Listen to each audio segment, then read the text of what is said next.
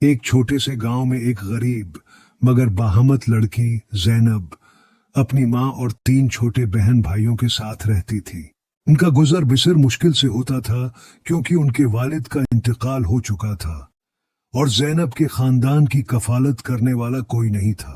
زینب نے اپنی ماں کے غمزدہ چہرے اور بہن بھائیوں کی معصوم خواہشات کو دیکھ کر فیصلہ کیا کہ وہ اپنی زندگی کو قربان کر کے اپنے خاندان کی ضروریات پوری کرے گی۔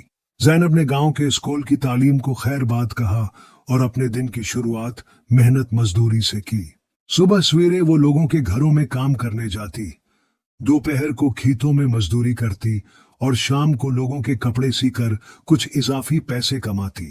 ایک دن زینب کے گاؤں کے ایک اسکول کے استاد نے اس کی محنت اور قربانیوں کو دیکھا اور اس سے بات کی۔ استاد نے زینب کو شام کے وقت مفت تعلیم دینا شروع کی اور گاؤں کے لوگوں سے درخواست کی کہ وہ زینب کی مالی مدد کریں۔ زینب نے محنت، عزم اور قربانی سے اپنی تعلیم مکمل کی اور گاؤں کی پہلی خاتون استاد بن گئی۔